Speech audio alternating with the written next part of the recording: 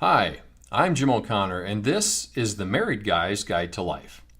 Every family has its origin stories. When my kids ask how our family got started, this is the story I tell them. It's called How I Met Your Mother. I arrived at the University of Northern Iowa in August 1988 via a circuitous route. My college career had been interrupted by 4 years of military service overseas.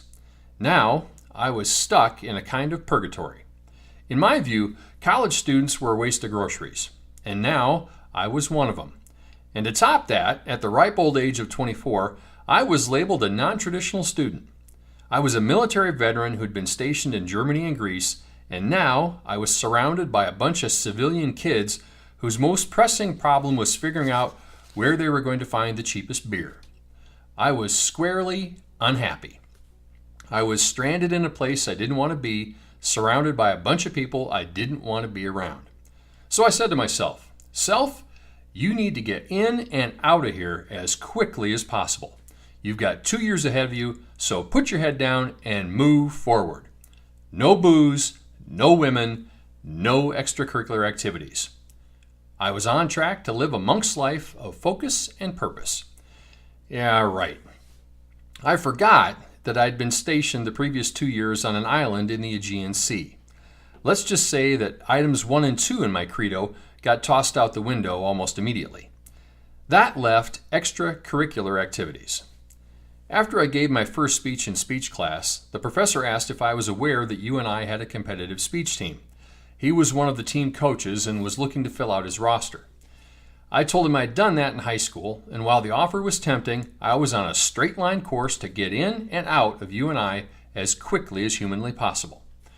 From then on, my professor was like a dog with a bone. He worked on me for the next 2 weeks. Finally, after class one day, he said, you could go to nationals right now with no training. Bingo! He'd found my soft spot. I'm competitive. 2 years in a row in high school, I just missed going to the all-state speech competition. He'd figured out the code to getting me motivated. I had unfinished business. I joined the speech team just in time to go to the first tournament of the year. My professor, now my coach, told me I'd be doing the public address events, informative, persuasive, impromptu, and extemporaneous speaking. He was the public address coach, so I'd work primarily with him. The other coach, who oversaw the after-dinner speaking and oral interpretation events, the dramatic and funny stuff, would listen to my speeches from time to time to offer her advice. I was told to go introduce myself. So I did.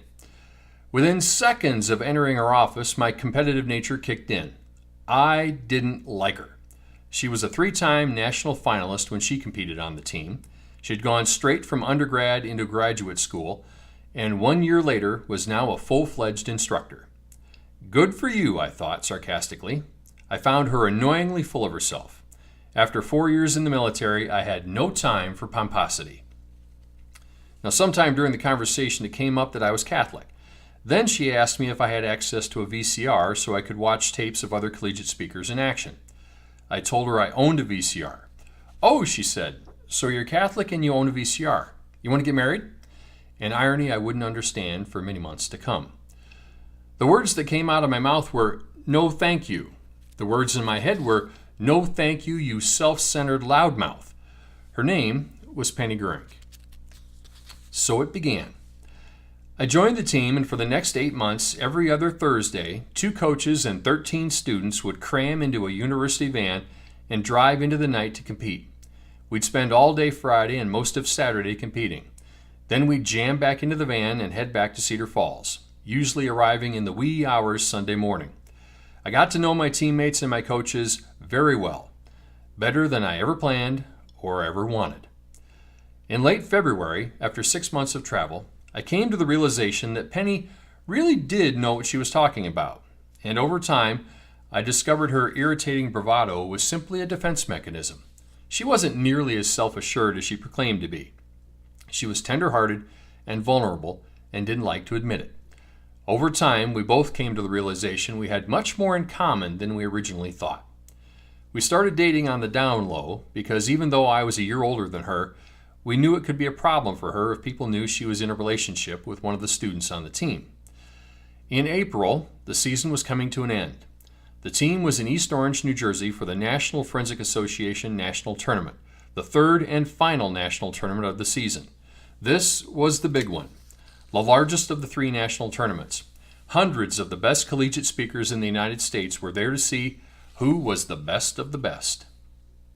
We'd flown in on Wednesday and had competed all day Thursday and Friday. Just before we left the campus of Uppsala College Friday night, I learned I'd made the semifinals of informative and persuasive speaking. I'd compete the next morning for a chance at the national finals. My stress level was high. Penny and I got into a huge fight after dinner. While the subject of the brouhaha is long forgotten, I'll never forget what happened next. We went for a walk in the hotel parking lot and finally made up. As I was escorting her back to her room, something inside my brain snapped. I felt my pulse quicken. All I could hear in my ears was a whooshing sound. I felt like I was drowning. Panic was taking over. Some would later say I'd lost my mind. I suddenly felt like the world would come to a cataclysmic end if I didn't voice my desperate query. I felt like a man holding onto the cliff edge with his fingertips. She opened the hotel room door. Her roommates were asleep, so I ushered her into the bathroom. As she took a seat on the countertop, I mustered up my courage and blurted, "Listen, I don't want an answer right now, but I need to ask this. Penny, will you marry me?" With that, I gave her a quick kiss goodnight, asked her to wait to give me an answer until the next afternoon, and hustled out the door.